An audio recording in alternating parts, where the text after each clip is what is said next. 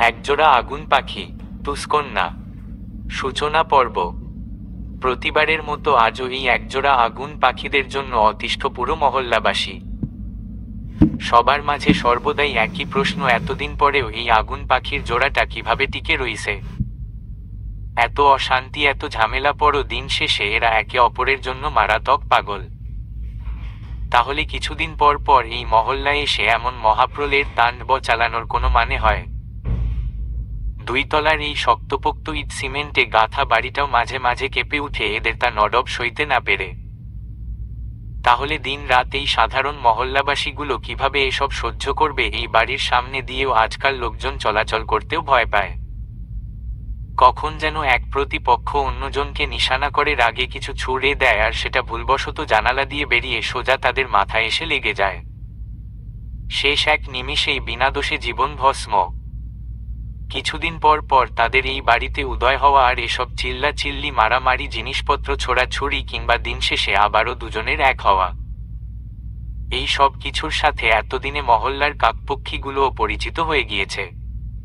তবে কারোরই কিছু বলার সাধ্য নেই। এরা যেমন রাগচটা ভয়ঙ্কর, তেমন এদের বড়লোকি ক্ষমতাও কম নয়। বাধ্য হয়েই আজ মানুষ থেকে শুধু করে মহল্লার পাগলাটে কুকুর কিংবা কাকপক্ষী সকলকেই বিষয়টি মেনে চুপ থাকতে হয়। বিনা দোষে জান দেওয়ার শখ তো কারোরই নেয়। তবে এই জুটিকে সবাই একটা নামও দিয়েছে, তা হলো একজোড়া আগুন পাখি, যাদের মাঝে সর্বদাই বিপরীত পক্ষকে রাগে কিংবা ক্ষোভে ধ্বংস করার আগুনও জ্বলতে থাকে। কিন্তু নানা ঝড় তুফান, ভূমিকম্প, টর্নেডো, খরা কিংবা জল উচ্ছ্বাস শেষে দুজনকে আবারও সেই বিপরীত পক্ষের কাছেই ফিরতে হয়। কারণ দিন শেষে তো তারা একে অপরকে ছাড়া অচল। আবার অনেকে এদের রূপকথার সেই ফিনিক্স পাখি বলেও ডাকে, যারা প্রতিনিয়ত নিজেদের আগুনে পুড়িয়ে আবারও নতুনভাবে জন্ম নেয়, শুধু একে অপরকে আবারও নতুন এক ভয়ঙ্কর আগুনের শিখা ও ভস্ম করবে এই প্রতিজ্ঞায়। কিন্তু ভুলেও তাদের এই নামগুলো কখনো কেউ এই আগুন পাখিদের সামনে উচ্চারণ করে না। এই গল্পের শুরুটা হয়েছিল অনেক আগেই, তবে এদের শেষ পরিণতি কি হবে তা আজও কেউ ভাবতে পারেনি। সবার মতে এই জুটি কখনো টিকবে না, অথচ দিনের পর দিন নানা ঝড়ের পরও এই জুটি এক হয়ে যায়। এদের পরিণতি কেমন হবে তা যেমন সৃষ্টিকর্তা ব্যতীত আর কারো জানা নেই, তেমন এদের শেষ পরিণতি সেদিনই হবে যেদিন সৃষ্টিকর্তা স্বয়ং নিজে চাইবেন। এত সরগোল কিংবা চিল্লা চিল্লির কোনোটাই ভালো লাগছে না আনায়ার। জীবনে কখনো সে এই ধরনের পরিবেশের সম্মুখীন হয়নি। বিষয়টি তার কাছে কিছুটা অদ্ভুত লাগছে।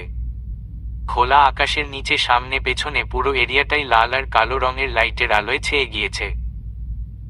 সাথে বিশাল বড় বড় ব্যানার বোর্ড, সব জায়গা কালো আর লাল রঙের ডিজাইনে শুধু একটাই নাম, VK। পুরো জায়গাটাই কেমন যেন কালচে রক্ত লাল বর্ণের হয়ে গিয়েছে। আনায়ার কাছে জায়গাটা গানের কনসার্ট কম হরার মুভির থিয়েটার মনে হচ্ছে। বিশাল বড় স্টেজের নিচে একপাশে দাঁড়িয়ে আছে উজ্জ্বল শ্যামলা কিংবা ফর্সা ত্বকের আদলে থাকা আনায়া। গায়ে তার হালকা হদুল রঙের কুর্তি, সাথে একটা ওড়না গলার দুপাশ দিয়ে সামনে ঝুলিয়ে রেখেছে। পেছনের এত মানুষের ভিড়ে এই ঠান্ডা রাতেও বেচারির গরম ধরে গিয়েছে, তাই খোলা চুলগুলো প্রায় অনেকক্ষণ আগে খোপা করে ফেলেছে। আনায়া একবার বিরক্তি নিয়ে পেছনে তাকিয়ে দেখল শত শত মানুষ অধিক আগ্রহ নিয়ে একজনের জন্য অধিক অপেক্ষায় রয়েছে, আর VK শব্দ উচ্চারণ করে চিল্লা পাল্লা করছে। তবে এত খুশি, আনন্দ কিংবা লাফালাফির আর কোলাহলের পরেও তাদের সেই কাঙ্ক্ষিত মানুষটিই এখনো আসেনি। আনায়া এবার সামনের স্টেজের দিকে তাকিয়ে দেখল না, এখনো আসেনি। সেই কখন থেকে সে সহ বাকি সবাই তার জন্য অপেক্ষা করছে, আর সে আসারই প্রয়োজন মনে করছে না। আনায়া ভারী বিরক্ত হলো, সাথে কিছুটা বিরক্ত হলো তার পাশে থাকা মানবটির প্রতিও। আনায়া এবার ঘড়িতে তাকিয়ে দেখল রাত 12:17 বাজে। আনায়া আশ্চর্য হলো, সে এখানে রাত 11টায় এসেছে আর এখন কিনা রাত 12টা পেরিয়েছে। এ যেন তার কাছে অবিশ্বাস্য ঠেকল। তার এখানে কাজ শেষ হবে কখন, আর সে বাড়ি ফিরবে কখন, সেই চিন্তাতেই তার কপাল বেয়ে ঘাম ছুটতে লাগল। এরই মাঝে পাশ থেকে আনায়াকে লক্ষ্য করার পর নীল রঙের চেক শার্ট আর কালো প্যান্ট পরা শ্যামলা বর্ণের মানবটি বলল, কি হলো আনায়া, বাড়ি যাবে? আনায়া সেই লোকটির দিকে তাকিয়ে বলল, ইমন ভাই, রাত তো অনেক হয়েছে, বাড়িতে তো ফিরতেই হয়, কিন্তু আপনি আমাকে যে কাজে নিয়ে এসেছেন তাই তো বলছেন না। আবার এই কনসার্টে আমার কি কাজ সেটাও বললেন না। আমাকে কি কোনো কনসার্ট ম্যানেজমেন্টের কাজ করতে হবে নাকি কিছুই তো বুঝতে পারছি না। আর এই মানুষগুলো তখন থেকে কে ভি কে করে যে চিল্লাচ্ছে, তা সেটা কি এই কে শুনতে পারে না নাকি? না আবার তিনি জানেনই না আজকে তার কনসার্ট আছে? একে তো একেবারে এত কথা, তার উপর শেষের কথাগুলো অবাকের সুরে বলা। ইমন হেসে ফেলল আর বলতে লাগলো, এইটুকুতেই এত অধৈর্য হলে চলবে? তাহলে কাজ করবে কিভাবে? আনায়া ইনোসেন্ট মুখ করে ভাবুক মুখটা একপাশে বাঁকা করতেই বাম পাশের গালে আপনা আপনি একটা গর্তের সৃষ্টি হলো। আনায়া হাসি, কান্না কিংবা মাঝে মাঝে তার কথার মাঝেও তার এই বাম পাশের টোলেটার দেখা মেলে। তবে ডান পাশের একটা ছোট টোল পড়ে, যেটা বাম পাশের টোলটার মতো এতটা বর্ষর নয়। আনায়ার এমন চেহারা নিয়ে ইমনের দিকে তাকাতেই ইমন আবারও মুচকি হেসে ফেলল। মেয়েটাকে সে ছোট বোনের মতোই ভাবে, কিন্তু সে খুব অবাক হয় যখন এইটুকু মেয়েকে সে জীবনযুদ্ধের লড়াই করতে দেখে। কি ছিল না তাদের? সবই তো ছিল। শুধু আনায়ার বাবার বাজে অভ্যাস আর স্বভাবের কারণেই আনায়া আর ছোট বোনটার আজ এই অবস্থা। মাঝে মাঝে তার আনায়ার বাবার উপর রাগ উঠলেও আনায়ার মাঝে কখনোই তার বাবার বিরুদ্ধে একটুকু রাগ কিংবা ক্ষোভের দেখা পায়নি ইমন। যে বাবার জন্য তাদের আজ পথে বসার মতো অবস্থা, সেই বাবার জন্য দিনরাত খেটে যাচ্ছে এই মেয়েটা। আশা শুধু একটাই, তাদের বাবা যেন সুস্থ হয়ে যায়। বয়স আর কতই হবে, 19-20 কিংবা 21, 2 বছরও হয়নি কলেজ শেষ করে ভার্সিটিতে উঠেছে। আর কিছুদিন আগেই তো ভার্সিটির সেকেন্ড ইয়ারে উঠল। অবশ্য তার জীবন যুদ্ধটা তো সেই অনেক আগেই শুরু হয়ে গিয়েছে, সেই ক্লাস 9-10-এ থাকতেই। ইমন একমনে এসব ভাবতে ভাবতেই পাশ থেকে আনায়া বলল, ও ভাইয়া কিছুই তো বললেন না। আনায়ার কথা ধ্যান ফিরতেই ইমন মুচকি হেসে বলল, আচ্ছা তাহলে বলছি, তার আগে এটা বলো, তুমি কি সত্যিই কে চেনো না? আনায়া ইনোসেন্ট মুখ নিয়ে বলল, না ভাইয়া। ইমন অবাক সুরে বলল, কি বলো? পুরো দেশ ভিকে এর জন্য পাগল, আর মেয়েদের কথা না হয় বাদই দিলাম, ছেলেরাই তো কে এর কনসার্টে আসার জন্য কি পাগলামোটাই না করে। আর তুমি বলছো কে কেই চেনো না? আচ্ছা তুমি কি গান পছন্দ করো না নাকি আর সোশ্যাল মিডিয়াতেও কি কে কখনো দেখনি? আনায়া মনে মনে একটু বিরক্ত হলো। সে জিজ্ঞেস করছে একটা আর এই ইমন ভাই বলছে আরেকটা। আরে সে তো বললই এই কে কে সে চেনে না। আর তাকে চিনেই বা তার কাজ কি? সবাইকে যে চিনে রাখতে হবে এমনটা তো না। কিন্তু ইমানকে এসব কিছু না বলেই তার হাতে থাকা বাটন ফোনটা দেখিয়ে বলল, ভাইয়া আপনি তো জানেনই আমার বর্তমান অবস্থা কি। গানটা খুব আমার প্রিয় বিষয় থাকলেও এখন আর 2-1টা গান ছাড়া তেমন কিছু শোনার সময়টাও ব্যস্ততার জন্য হয়ে ওঠে না। আর আগের যে স্মার্টফোনটা ছিল সেটা তো বাবার চিকিৎসার জন্য কলেজে ওঠার কিছুদিন পরেই বিক্রি করে দিয়েছিলাম। তারপর আবার আমার সোশ্যাল মিডিয়ার খোঁজ খবর নেওয়াটা তো এক প্রকার বিলাসিতা। আর এমনিতেই এসব রকস্টার ফকস্টারদের বিটওয়ালা লাফালাফি গান আমার পছন্দ না। শুনলেই আত্মা কেঁপে উঠে। আমার জন্য এই বাটন ফোনে ডাউনলোড করা 2-1টা পছন্দের গান শুনতে পারলেই শান্তি। আনায়ার শেষের কথাটুকু শুনে ইমন আবারও হেসে ফেলল। তবে আবারও কৌতূহল নিয়ে আনাকে জিজ্ঞেস করল, 1 মিনিট, তোমার জন্য তো রেহান বিদেশে যাওয়ার আগে একটা ফোন দিয়েছিল? মানে ওই ফোনটা তো আমি আর রেহান দুজনে মিলে কিনেছিলাম। ও তোমাকে ফোনটা দেখনি? ভাইয়া আপনি হয়তো জানেন আমি কোন ধরনের মেয়ে। রেহান আমার আর আমার পরিবারের জন্য যথেষ্ট করেছে, কিন্তু বিয়ের আগেই কিংবা পরে যখনই হোক না কেন আমি অতিরিক্ত প্রয়োজন ছাড়া কোনো কিছু ওর কাছ থেকে নিতে চাই না। আমার ইচ্ছে সবসময় আমি নিজে থেকে কিছু করব, অন্যের উপর নির্ভরশীল হওয়াটা মোটেও আমার পার্সোনালিটির সাথে যায় না। তাই ফোনটা আর নেওনি, তাই তো? আনায়া নিচু কণ্ঠে বলল, কিন্তু পরক্ষণেই আবার বলল, এসব ছাড়ুন, আপনি এটা বলুন আমাকে এখানে কিসের জন্য নিয়ে এসেছেন? আর এই কে নাকি এই বেটায় এখনো আসে না কেন? কে স্যার ইচ্ছে করেই আসছেন না, উনি স্টেজের পেছনেই তার রুমে বসে আছেন। আনায়া অবাক হয়ে ইমনকে দেখে বলল, ইচ্ছে করেই আসছে না মানে কি? এতগুলো মানুষকে তাহলে এভাবে অপেক্ষা করাচ্ছে কেন? এসব করে উনি কি মজা পাচ্ছেন? এদের আওয়াজ কি উনার কানে যাচ্ছে না? ইমন হেসে বলল, শুনবে কিভাবে? তার কানে হয়তো এখন হেডফোন লাগানো। যখন তার ইচ্ছে হবে ঠিক তখনই আসবে। এদের চিল্লা চিল্লি কিংবা ভালোবাসার কোনো মূল্য নেই তার কাছে, যতটুকু আমার মনে হয়েছে। আনায়া কিছুটা অবাক হয়ে বলল, তাহলে এগুলো আবার কেমন সেলিব্রিটি? নিজের ভক্তদের প্রতি যদি কোনো ভালোবাসা না থাকে? আর সত্যি বলতে আমি এই কে এর নাম ভার্সিতে আমার ফ্রেন্ডদের কাছ থেকে আগেই অনেকবার শুনেছিলাম, বিশেষ করে ইরার কাছে। ও তো নাকি ভিকের ফ্যান, কিন্তু ওদের একে নিয়ে এত মাতামাতি দেখে আমার এর সম্পর্কে জানার ইন্টারেস্ট প্রথম দিনেই উড়ে গিয়েছে। আর এখন আপনার কথা শুনে মনে হচ্ছে এই কে আমার জীবনে দেখা খারাপ মানুষগুলোর তালিকায় পড়বে। শেষের কথাগুলো আনায়া বিরক্তি নিয়ে বলল, আর যা দেখে ইমন আবারও মুচকি হাসল। কিন্তু আনায়ার এই ইমন ভাইয়ের সব কথায় মুচকি মুচকি হাসাটাই বিরক্ত লাগছে। হঠাৎই আনায়া কিছু একটা ভেবে আবারও বলল, আচ্ছা 1 মিনিট, আমি এই কে কে বলছি? বাকি সবাইও তো তাই বলছে, তাহলে আপনি কেন ওনাকে স্যার স্যার করছেন কেন? আর উনি যে উনার স্টেজের পেছনে তার রুমে বসে হেডফোনে গান শুনছেন তা আপনি কি করে জানলেন? ইমন মুচকি হাসল, আমার জবটা যেন কি? আয়ানা হুট করেই কিছু একটা ভেবে বলল, আপনি বলেছিলেন আপনি দ্যাটস মিন 1 সেকেন্ড, এই কে এর আপনি? ইমন মুচকি হেসে বলল, জি ম্যাডাম। কিন্তু আনায়ার মনে প্রশ্ন জাগলো অন্য কিছু। তাহলে আপনি এখানে কি করছেন? আপনার তো এখন ওনার সাথেই থাকার কথা, তাই না? আমার জন্য আবার আপনি এখানে আসেননি তো? আসলে এখনই চলে যান, না হলে আপনার চাকরি নিয়ে টানাটানি। আনায়ার কথা শেষ হওয়ার আগেই ইমন বলল, আরে থামো থামো, হুট করেই তোমার কথার ঝুড়ি চালু হওয়ার অভ্যাসটা আর গেল না। তুমি যা বলছো তেমন কিছুই না কে স্যার আমাকে তার আশেপাশে যেতে না করেছে বলতে পারো, তার আশেপাশে যেন অন্য কেউ না যায় সেটাও দেখতে বলেছে। আর আজ যদি তার ইচ্ছে হয় তবেই তিনি স্টেজে আসবেন, নয়তো না। আবার তার ইচ্ছে হলেই আমাকে থাকবে, না হলে না। অদ্ভুত লোক। আনায়া কথাটা বলে আবারও তার মুখ কিছুটা ঘোরাতেই গালে আবারও সেই টোলের দেখা মিলল।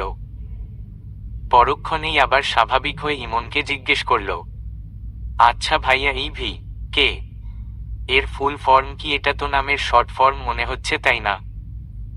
ঠিকই ধরেছ, কে চাইলে তুমি অনেক নামেই ডাকতে পারো, যেটা সবাই বলে।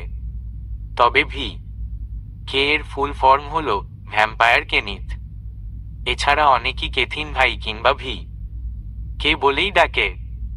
এখন তোমার যেটা ইচ্ছে তুমি বলতে পারো। এদিকে আনায়া যে প্রচণ্ড অবাক হলো, এগুলো আবার কেমন নাম? ভাইয়া, আপনি কি আমার সাথে মজা করছেন? ইমন হেসে বলল, জানতাম তুমি এটাই বলবে, কিন্তু আমি মজা করছি না। কেনিথ না হয় বাদ দিলাম, কিন্তু কোনো বাবা মা তার সন্তানের নাম ভ্যাম্পায়ার কিভাবে রাখে? নাকি উনি নিজেই এটা স্টাইলের জন্য রেখেছেন?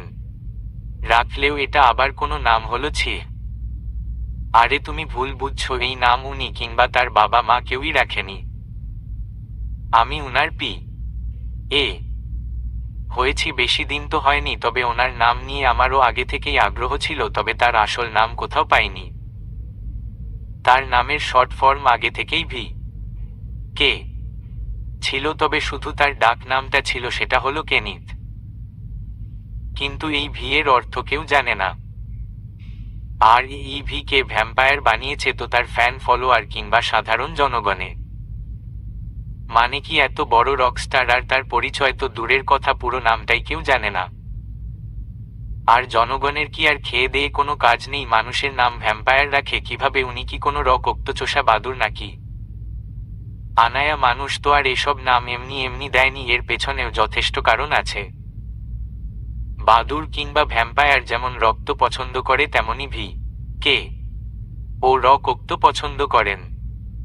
আনায়া মুখ কুঁচকে অবাক হয়ে বলল, মানে? কেনিত স্যারের যখন প্রচণ্ড রাগ উঠে, অবশ্য এমনিতে তিনি সবসময় রেগেই থাকেন, কিন্তু যখন কেউ তাকে ইচ্ছে করে রাগিয়ে দেয় তখন তিনি যতক্ষণ না পর্যন্ত নিজের হাতে মেরে মেরে ব্যক্তিটাকে একদম রক্তাক্ত করে না দিচ্ছে ততক্ষণ পর্যন্ত তিনি কখনোই শান্ত হয় না। এমনকি সবাই মিলে আটকাতে গেলেই অবস্থা আরও বেহাল পর্যায়ে চলে যায়। মূল কথা, তিনি রক্ত দেখে হয়তো শান্তি পান। আনায়া বিস্মিত হয়ে ইমনকে দেখতে লাগলো আর বলল, কি বলেন, এই সব ইনি পিশাচ টিশাচ নাকি? যাকে ধরে মারে সে পুলিশকে পড়ে জানায়, না জানালে তো ওনার জেল হওয়ার কথা। ইমন এবার হেসে ফেলল আনায়া কথায়। আজকালকার দুনিয়াদারি সম্পর্কে তোমার ধারণা তো দেখছি একটু বেশিই কম আছে। বইন উনি ভি কে সাধারণ কেউ না, তুমি ভাবছো এগুলো হয়তো তার গোপন বিষয় যেগুলো মাঝে মধ্যে মিডিয়ায় বের হয়ে আসে আর সবাই জেনে যায়। কিন্তু বিষয়টি এমন না, তিনি যতবারই এরকম করে কাউকে নৃশংসভাবে মেরেছেন সেগুলো সব লোকসমক্ষে। এই রকমই কোনো কনসার্টে। আমি তো জাস্ট দোয়া করছি আজকে আর কোনো ঝামেলা না বাঁধুক, না হলে মারধর তো করে ভি কে। কিন্তু এদিকে যত পুলিশের কাগজ পাতি নিয়ে দৌড়াদৌড়ি করতে হয় আমায়। ইমনের সব কথা শুনে আনায়ার মাঝে সত্যি সত্যিই বিস্ময়ের জোয়ার বয়ে গেল। তার মাথাতেও ঠুকছে না যে এমন একটা মানুষ এই শহরে দিনের পর দিনে নিজে কর্ম অপকর্মের যেটাই বলি না কেন চালিয়ে যাচ্ছে, অথচ কেউ কোনো পদক্ষেপই নেয়নি। আনায়া আবারও ইমনকে জিজ্ঞেস করল, আচ্ছা ভাইয়া, উনার কি মাথায় সমস্যা আছে? আমার তো তাই মনে হচ্ছে। কিন্তু পুলিশ ধরে ওনাকে শায়েস্তা করতে না পারুক, কিন্তু কেউ ধরে মানসিক চিকিৎসা করালেই তো পারে। আমি নিশ্চিত উনি একটা পাগল। ইমন হেসে বলল, হতে পারে কেনিত ভাইকে আজ পর্যন্ত আমি ঠিকভাবে বুঝতে পারিনি।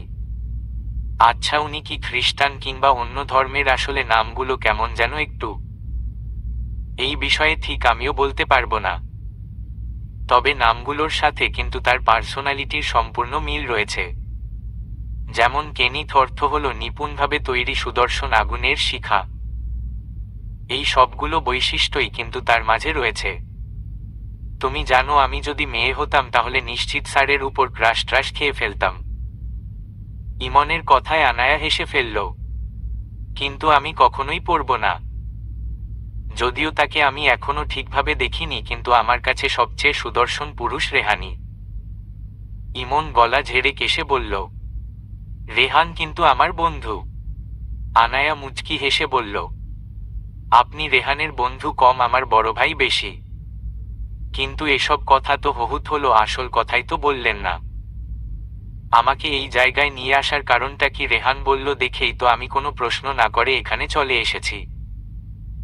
এক মিনিট ভাইয়া, আপনি আবার আমাকে এই ভি কে এর আন্ডারে কোনো জবের অফার করতে নিয়ে আসেননি তো? তেমনটা হলে কিন্তু আমি সাফ জানিয়ে দিচ্ছি, আমি এই রকম রক্তচোষা বাদুরের আন্ডারের কোন কাজ কিন্তু করতে পারবো না।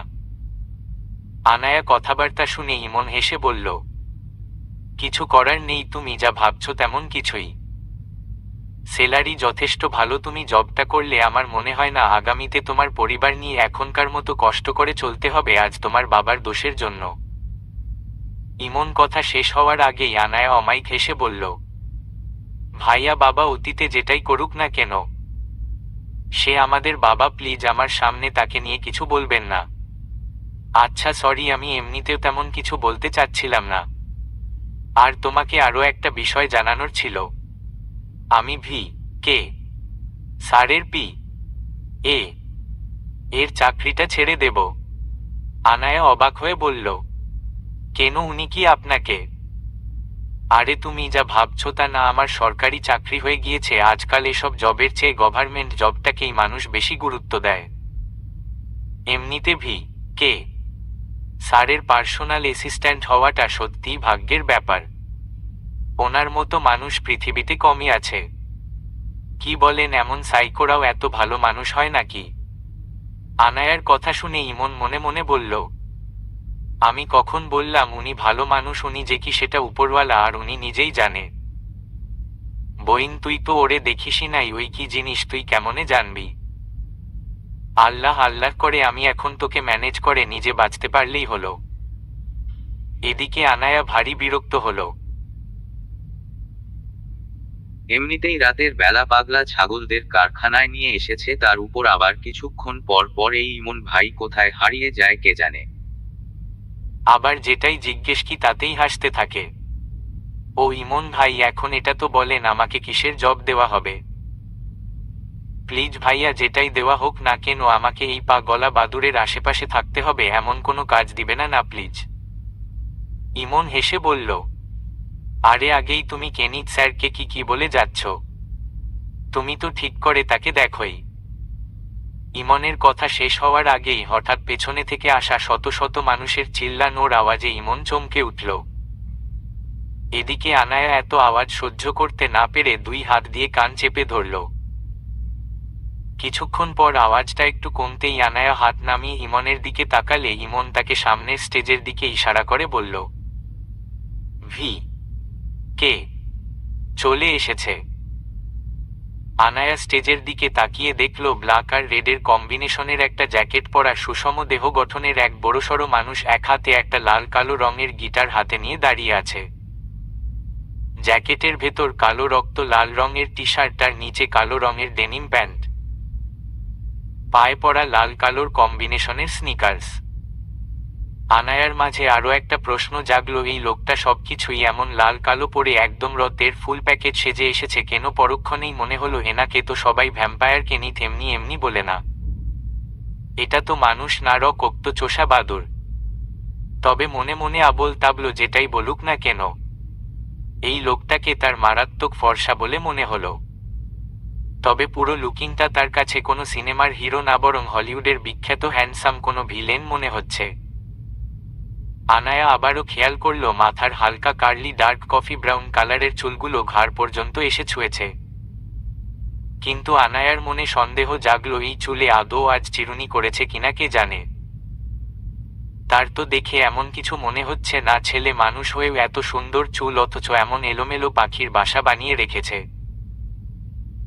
হাতে কালো রঙের ব্রেসলেট, আবার এই রাতের বেলায় কালো চশমা, আবার এতগুলো মানুষের ওনার জন্য চিল্লাচিল্লি করে স্বাগতম জানাচ্ছে, অথচ তার মধ্যে কেন হলদলি নেই।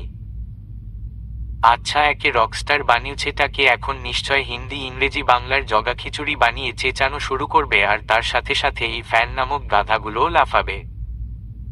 ইমন ভাই যে আজ তাকে কেন নিয়ে এসেছিল কে জানে। কিন্তু একটু পরেই এসে আনায়ার একটা ধারণায় পুরো ছাই পড়ে গেল। যখন তার ধারণা মতে এই রক্তচোষা বাদুরটা গিটারে সুর তুলে গান গাইতে লাগল, ভ্রমর কইও গিয়া শ্রীকৃষ্ণ বিচ্ছেদের অনলে, অঙ্গ যায় জলিয়ারে ভ্রমর কইও গিয়া, ভ্রমর কইও গিয়া শ্রীকৃষ্ণ বিচ্ছেদের অনলে, অঙ্গ যায় জলিয়ারে ভ্রমর কইও গিয়া। এতটুকু শুনতেই আনায়া চমকে উঠল। আনায়া একবার আশেপাশে তাকিয়ে দেখল ইভি কে এর গানের তালে সবার মাঝেই উচ্ছ্বাসের জোয়ার। এটা তো সেই গানই যেটা সে প্রতিদিন একবার হলেও শুনে থাকে। বলতে গেলে এটা ওর প্রিয় গান। ছোট বাটন ফোন চালিয়ে সে যেই গানটা প্রতিদিন শুনে সেটা বের করে একবার কানে চেপে ধরল। কিছুক্ষণ তার ফোনের গানটা শোনার পর এবার স্টেজে গাইতে থাকা ব্যক্তির গানটা শুনল। তার কাছে বিষয়টি বিস্ময়কর লাগলো। একদম সেম গানের সুর, সেম গানের টোন, গিটারের সুরের আওয়াজটাও একদম সেম। তার মানে তার প্রিয় গানটা এই লোকটাই গেয়েছে। হুট করেই আনায়ার চোখ মুখে প্রফুল্লতায় ভরে উঠল। হাসি মুখ নিয়ে মনে মনে কয়েকবার নিজের ছোট বোন ইরাকে কয়েকবার ধন্যবাদও দিয়ে দিল। তার বোনই মূলত এই ভি কে এর গানের বিশাল বড় ফ্যান। কিছুদিন পরপরই তার বাটন ফোনটাতে বন্ধু কিংবা দোকানে টাকা দিয়ে এই ভি কে এর গান ডাউনলোড করে নিয়ে আসে। তেমনি একদিন ওকেও কয়েকটা গান ডাউনলোড করে দিলে এই গানটা ওর সবচেয়ে বেশি প্রিয় হয়ে যায়। ইরা যদি জানে ও ভি কে এর কনসার্টে এসেছে তাহলে তো মেয়েটা আফসোসেই মরে যাবে। বারবার বলবে আমি কেন তাকে নিয়ে এলাম না। ভ্রমর রে কইও কইও কইও রে ভ্রমর কৃষ্ণ রে বুঝাইয়া, কইও কইও কইও রে ভ্রমর কৃষ্ণ রে বুঝাইয়া, মুই রাধা মইরা যাইমো কৃষ্ণ হারা হইয়া রে, ভ্রমর কইও গিয়া, ভ্রমর কইও গিয়া। শ্রীকৃষ্ণ বিচ্ছেদের অনলে। অঙ্গ যায় জলিয়ারে ভ্রমর কইও গিয়া। আনায়ার মুখের উচ্ছ্বাস দেখে ইমন খেয়াল করে বলল, কি হয়েছে? একটু আগেই তো ভিকেকে গালাগালি করছিলে, এখন আবার ওর গান শুনে দেখে মনে হচ্ছে প্রচুর চিল মুডে আছো তুমি। তুমি আবার ভিকের গান শুনে ফ্যান হলে নাকি ওর চেহারা দেখে ক্রাশ খেলে? গান শুনে ফ্যান হলে প্রবলেম নেই, কিন্তু ক্রাশ ট্রাশ খেয়ে গেলে কিন্তু রেহান আমাকে উস্তা দিয়ে আফ্রিকা পাঠিয়ে দেবে। বলবে, সালা আমি দুদিনের জন্য দেশের বাহিরে চলে এসেছি আর তোকে আমার হবু বউয়ের দেখাশোনা আর চাকরি জোগাড় করে দিতে বলেছি, সেই তুই কিনা কাজের কাজ না করে এই ভিকের উপর ক্রাশ খাইয়ে দিলি। ইমনের কথা শুনে আনায়া হেসে ফেলল। ক্রাশ ট্রাশ যেটাই খাই না কেন বিয়ে কিন্তু আপনার বন্ধুকেই করব, কথাটা বলে দিয়েন তাকে। আনায়ার কথা শুনে ইমনও হাসল। ভ্রমর রে, আগে যদি জানতাম রে ভ্রমর যাইবারে ছাড়িয়া, আগে যদি জানতাম রে ভ্রমর যাইবারে ছাড়িয়া, মাথার কেশও দুই ভাগ করে রাখিতাম বান্ধিয়া রে। ভ্রমর কইও গিয়া, ভ্রমর কইও গিয়া, শ্রীকৃষ্ণ বিচ্ছেদের অনলে। অঙ্গ যায় জলিয়ারে ভ্রমর কইও গিয়া। গানের মাঝেই আনায়া আবারও ইমনকে জিজ্ঞেস করল, আচ্ছা উনি কি ছাকা ট্যাকা খেয়েছে নাকি? হঠাৎ এমন কেন মনে হলো? কেমন যেন তার গানের মধ্যে একটা ভীষণ বিরহের সুর ভেসে আসছে। মনে হচ্ছে গানটা একদম মনের গভীর থেকেই গাইছে। বাপরে, গানের মধ্যে এত কিছু নোটিশ করে ফেলেছ। কিন্তু আমি এত কিছু বুঝি না, তবে এটা ঠিক যে কেনিত স্যারের গান সত্যিই অসাধারণ। আর সে বেশিরভাগ সময় এসব বাংলা গানগুলোকেই তার অসাধারণ গলা আর সুরে জাগিয়ে তোলে তার ভক্তদের মাঝে। তার এ হওয়ার সুবিধার্থে যে ফ্রিতে গান শোনার সুযোগ পেয়েছি, এতেই আমি ধন্য। জবটা ছেড়ে দেওয়ার পর বিষয়টি প্রচণ্ড মিস করব। আনায়া অমায়িক হাসল, তারপর হঠাৎ তার ঘড়ির দিকে তাকাতেই পুরো চমকে উঠল। রাত 1:30 বাজে। মাথায় যেন আকাশ ভেঙে পড়ল। তাড়াতাড়ি করে বলল, ভাইয়া 1:30 বাজে, চলে যাবে? একা একা তো যেতে পারবে না, আমাকে সাথে যেতে হবে। আচ্ছা এই গানটা শেষ হোক, তারপর আমি স্যারের কাছ থেকে পারমিশন নিয়ে তোমাকে বাড়িতে দিয়ে আসব। আপনাকে তো আবার এখানে আসতে হবে তাই না? তাহলে এত তাড়াহুড়ো করতে হবে না, আমি বরং কনসার্ট শেষ হওয়া পর্যন্তই অপেক্ষা করি। এতক্ষণে ইরা হয়তো বাবাকে ঔষধ খাইয়ে ঘুম পাড়িয়ে দিয়েছে। এটাই ভালো হবে, এই কারণেই তোমাকে এখানে নিয়ে এসেছি। মানে তোমাকে কে এর সাথে দেখা করাবো, এই জন্য তোমাকে এখানে নিয়ে আসা। তোমার জবটা মূলত কে স্যারের সাথেই জড়িত, কিন্তু তোমার কে এর প্রতি অনীহা দেখে মনে হচ্ছে তুমি আদৌ এই জব করবে কিনা কে জানে। তাই বিষয়টি নিয়ে আজ ভাবনা চিন্তা করো, তারপর না হয় কাল ডিসিশন জানিও। আর স্যালারির কথা তো বললামই, তোমার জন্য যথেষ্ট ভালো হবে। মান্থলি পুরো 60K প্লাস। আনায়া প্রচণ্ড অবাক হলো। যেখানে সে সারা মাস টিউশনি করিয়ে 10,000 টাকা পায়, সেখানে একটা চাকরিতেই এত টাকা। সে বিস্মিত হয়ে বলল,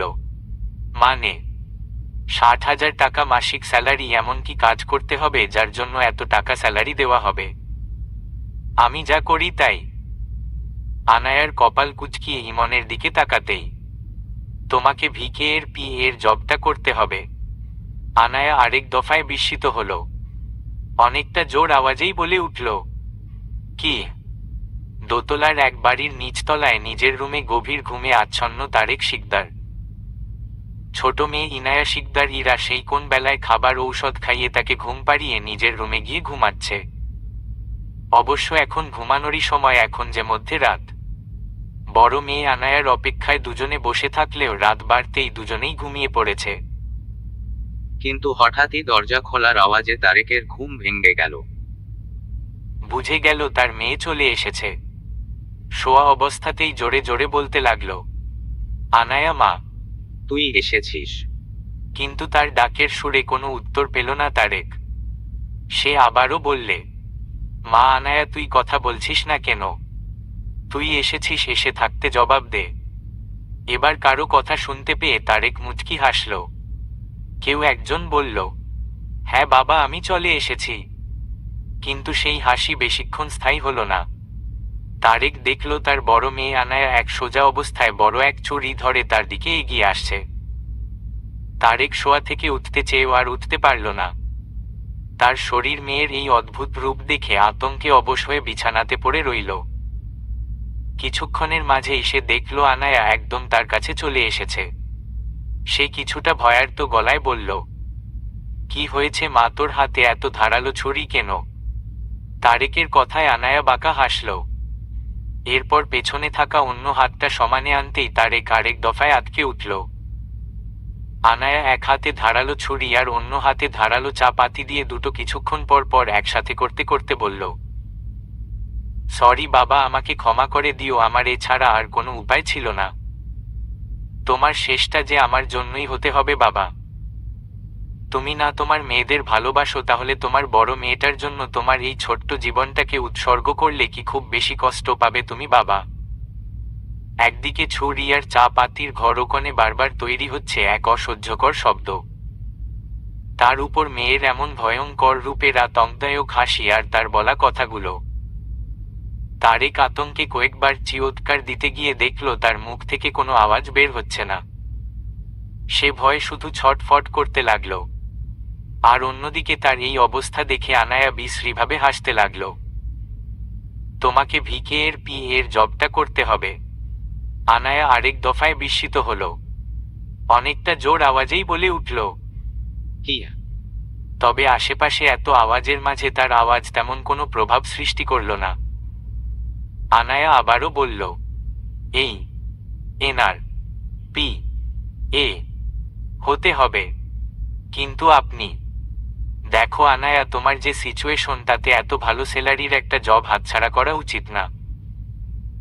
আর তোমার চিন্তা কেনিক স্যারকে নিয়ে, তাই তো তুমি তো তাকে ঠিকভাবে চেনোই না। আমার মুখ থেকে কি একটু শুনলে আর নিজে থেকে তাকে কি নাকি ভেবে বসলে? তিনি মানুষটা সবার থেকে আলাদা হলেও ঠিকভাবে তার মন মতো কাজ করতে পারলে কোনো চিন্তার বিষয় নয়। তুমি শুধু তোমার কাজে ফোকাস করবে আর কিছু না। যদিও আমার ইচ্ছে ছিল আর কিছুদিন তার সাথে কাজ করার, কিন্তু সেটা তো আর হলো কই। তোমাকে আজকের রাতটা সময় দিলাম, ভেবেচিন্তে সকালের মধ্যেই জানিয়ে দিও। আর যেহেতু তিনি রাতের বেলায় কনসার্ট বেশি করে, তাই তোমাকেও রাত করে তার সাথেই থাকতে হবে। এই বিষয়টাও একটু ভাবার আছে, তাই সময় দিচ্ছি, তোমার যেটা ভালো মনে হয় তাই করো। আর এই জন্যই তোমাকে রাতে ওনার সাথে দেখা করতে নিয়ে এসেছিলাম। তিনি কনসার্ট শেষে ভোরের দিকে ঘুমাবেন, তারপর সোজা তার দেখা মিলবে কাল দুপুরের দিকে। আনায়া আনমনে ভাবতে বসল, বাড়িতে তার অসুস্থ বাবা, টিউশনির 10,000 টাকা দিয়েই বাবার ঔষধ, চিকিৎসা, তার আর বোনের পড়ালেখা, সবকিছু মিলিয়ে হিমশিম খাওয়ার অবস্থা। মাথার উপর ছাদটা ছিল দেখে এখন নিরাপদে ঘুমাতে পারে, কিন্তু সেটাও তো নাকি তাদের না। তাদের কোন যেন আত্মীয় নামের। যদি কোনো একদিন সেই ব্যক্তি ফিরে এসে যদি বাড়ি থেকে বের করে দিতে চায়, তখন কি করবে তারা? বাড়িটা অন্য কারো নামে হওয়ার একদিকে ভালোই হয়েছে। না হলে বাবার বদ অভ্যাসে সেই বাড়ি কবেই বিক্রি করে দিতেন তিনি। এমনটা হলে এখন যে মাথার উপর যে কয়েকদিন ছাদ আছে, সেটাও বহুদিন আগেই তাদের হারাতে হতো। এদিকে বাবার অসুস্থতার জন্য স্বাস্থ্যকের ভালো খাবারেরও প্রয়োজনও আছে। আবার ডাক্তার বলছে তার বাবার কিডনিতেও প্রবলেম আছে। যত তাড়াতাড়ি সম্ভব ভালো হসপিটালের টেস্ট করিয়ে অপারেশন করতে হবে। সেখানে তো হিসেব ছাড়া খরচ। এই কয়েকদিন না হয় রেহানের সাহায্য নিয়েই চলেছে, কিন্তু এখন সেও বিদেশে। সব সময় তার কাছ থেকে হেল্প নিতে তারও ভালো লাগে না। খুব করে মনে হচ্ছে এই জবটা করতে পারলে অর্ধেক সমস্যারই সমাধান হবে। আর ভাইয়া তো ঠিকই বলেছে, কাউকে পুরোপুরি না জেনে তার সম্পর্কে বাজে ধারণা আনাটা ঠিক না। আর এমনটাও তো না যে তাকে ধরে বেঁধে কাজটা করে যেতে হবে। ভালো না লাগলে ছেড়ে দেবে, সমস্যা কি? কিন্তু প্রশ্ন যে মাথায় আরো একটা ঘুরছে, সে তো এই ইন্ডাস্ট্রি সম্পর্কে তেমন কিছুই জানে না। তাহলে এই পি এ এর কাজটা করবে কিভাবে? আচ্ছা ভাইয়া, আমি তো এইসব সম্পর্কে তেমন কিছুই জানি না। তাহলে এসব নিয়ে তোমাকে চিন্তা করতে হবে না। বললাম না, ভিকে সবার চেয়ে আলাদা, কাজের ধরনগুলো সবার চেয়ে আলাদা। কয়েকদিন কাজ করলে এমনিতেই সব শিখে যাবে। শুধু কালকে ভিকে তোমাকে পছন্দ করলে ভ্রমর রে, ভাইবে রাধারমন বলে শোন রে কালিয়া, ভাইবে রাধারমন বলে শোন রে কালিয়া, নিভা ছিল মনের আগুনকে দিলাই জ্বালাইয়া রে। ইমন আর তার কথা শেষ করতে পারল না। তার আগেই হুট করেই গানটা থেমে গেল আর শুধু হলো মানুষের চিল্লাচিল্লি। যে কারণে এতক্ষণ ধরে দোয়া করছিল যেন আজ কোনো কেলেঙ্কারি না হয়, কিন্তু ঠিক তাই হলো। নিচ থেকে কাউকে একজন টেনে নিয়ে স্টেজের উপর তুলে ভিকে তার গিটারটা দিয়ে বেধরে মারছে। অল্প কিছুক্ষণের মাঝেই মারতে মারতে গিটারের অবস্থাই বেহাল হয়ে গিয়েছে, আর সেই মার খেতে থাকা মানুষটা আজ বাঁচবে কিনা তা নিয়েও ইমনের মনে সংশয় জেগেছে। এদিকে এমন দৃশ্য দেখে আনায়া পুরো আঁতকে উঠল। এ কেমন পৈশাচিক কাণ্ড, এভাবে কাউকে কেউ কিভাবে মারতে পারে? তার চেয়ে বেশি অবাক হলো যখন দেখল তাকে আটকানোর জন্য কেউ এগিয়ে যায়নি।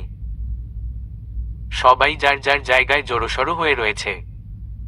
এতক্ষণ আগে জেকের গান শুনে সবার মাঝে যে উচ্ছ্বাস আনন্দের যে কোলাহল ছিল তা তো নেই, সাথে সবাই যে লোকটিকে মারার জন্য চিল্লাচিল্লি করছিল সেই আওয়াজও এখন কমতে শুরু করছে।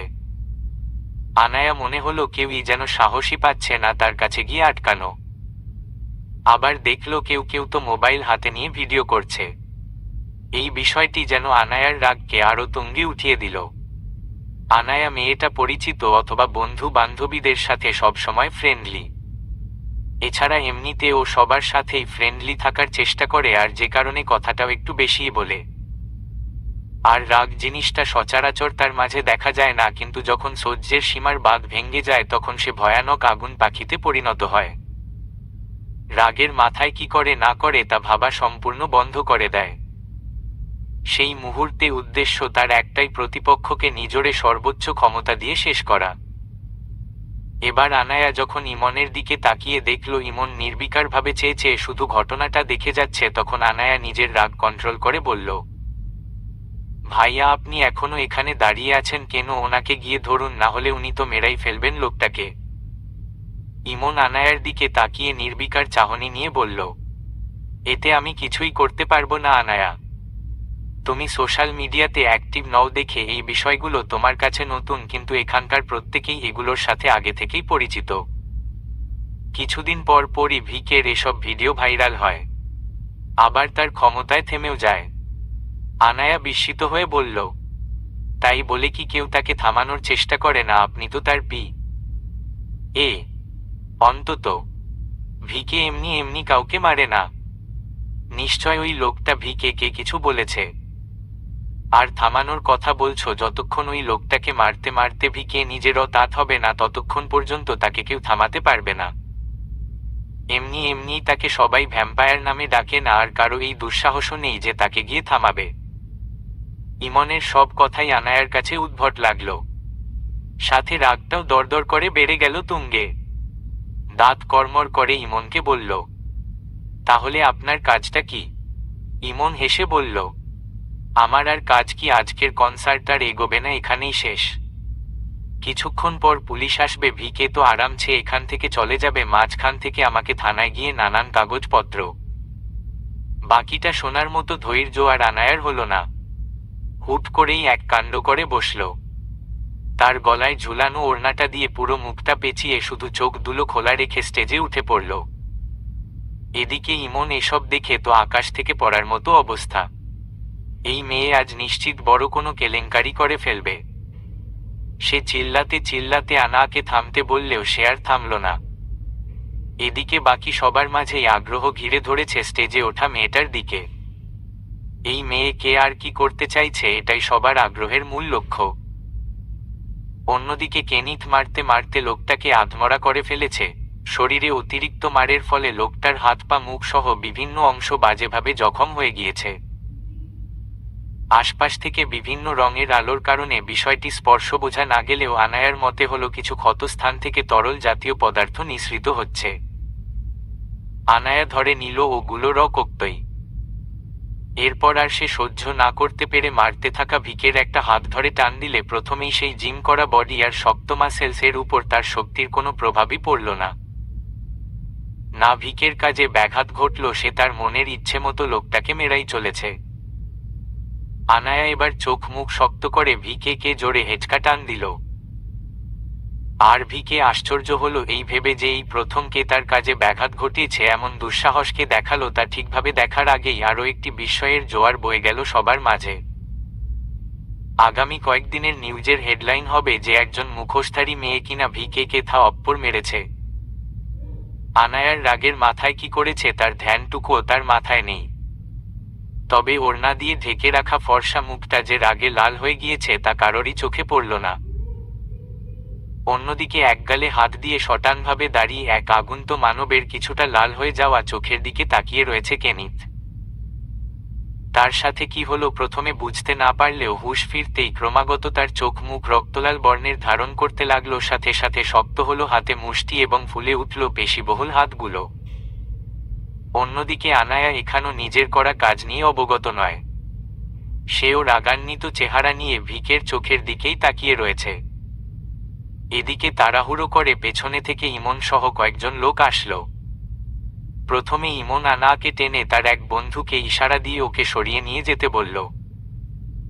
আর বাকি সবাই এখন কেনিথের উপর ভয়ার্ত চেহারা নিয়ে এক প্রকার কাঁপাকাঁপি করছে। সবার মাঝে একটাই আতঙ্ক, এই না যে কে চরের প্রতিশোধ নিতে কোনো এক তাণ্ডব শুরু করে দেয়। কিন্তু তেমন কিছুই হলো না, যে কে এখনও তার রাগান্বিত চোখে আনায়ার দিকে তাকিয়ে রইছে। আর আনাও যতক্ষণ দুজন দুজনকে দেখতে পেল ঠিক একইভাবে রাগান্বিত আগুন চোখের চাহনি দিয়ে একে অপরেকে আগুন যুদ্ধের শুরুর ঘোষণা জানালো। অপরদিকে সবার মনে একই প্রশ্ন রয়ে গেল, ওড়না দিয়ে মুখ ঢাকা এই দুঃসাহসিক মেয়েকে যে কিনা ভিকের কাজে শুধু ব্যাঘাত ঘটায়নি বরং তাকে চর মারার মতো ভয়ঙ্কর দুঃসাহস দেখিয়েছে, অথচ বিনিময়ে ভিকে তাকে কিছুই করল না। আনায়া এমন এক আগুন পাখির নাম যে নামের অর্থ সীমাহীন, অনন্ত কিংবা পুনরুজ্জীবন। বাড়ি ফিরতে ফিরতে আনায়ার রাত 2:30 বেজে গিয়েছে। ইমন আর আজ তাকে বাড়িতে পৌঁছে দেওয়ার জন্য আসতে পারেননি। বেচারা এখনো হয়তো ভিকের জন্য পুলিশ স্টেশনে দৌড়াদৌড়ি করছে। ইমন তার একজন অ্যাসিস্ট্যান্টকে আনায়ার সাথে পাঠিয়েছে তাকে গাড়ি করে বাড়িতে পৌঁছে দেওয়ার জন্য। আনায়া স্টেজে তখন কি কাজ করেছে সেটা তখনও খেয়াল হয়নি। বেচারি নিজের রাগ ফুঁসতে ফুঁসতেই চুপ করেছিল। তবে গাড়িতে অনেকক্ষণ ধরে বসে থাকতে থাকতে তার হুঁশটা ফিরতে থাকে। তবে সেটা খুব বেশি পরিমাণ নয়। সে কি করেছে সেটা তার অনুভব হলেও নিজের কাজের জন্য সে একটুকুও অনুতপ্ত নয়। তার মাঝে এখনো রাগে ছড়াছড়ি কিংবা নিজের কাজ নিয়ে সম্পূর্ণ সন্তোষ। তবে সর্বশেষে মনে হলো কাজটা একটু বেশিই বাড়াবাড়ি হয়ে গিয়েছে। সোজা চড় মারাটা মোটেও উচিত হয়নি। অন্য কিছু করেও বিষয়টি থামানো যেন। আনায়া চিন্তাভাবনার মাঝে গাড়ি এসে তাদের বাড়ির সামনে দাঁড়ালো।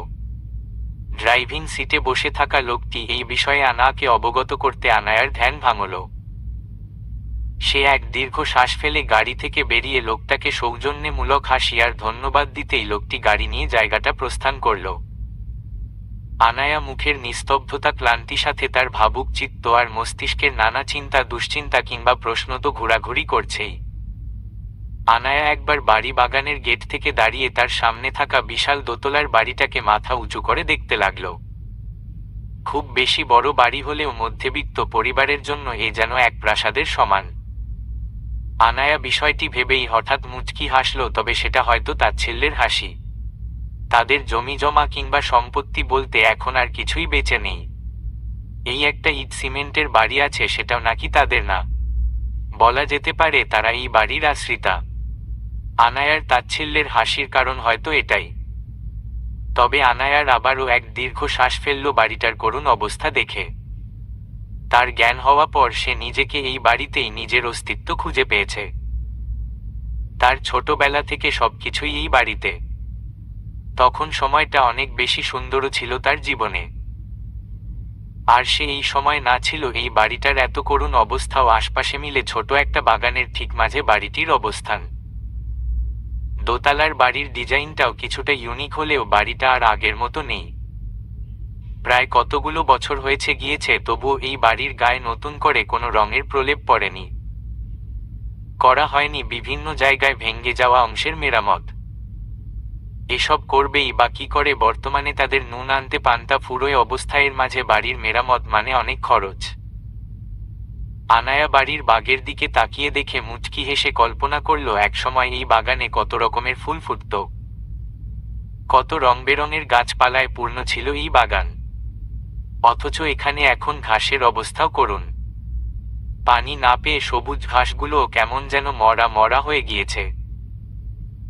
ফুলে কিংবা গাছেরা আন্দোলন করেছিল তারা আর এই মাটিতে জন্মাবে না, আর এই ঘাসেরা তাকে জানাচ্ছে তারা এই মাটিতে জন্মে মোটেও ভালো নেই।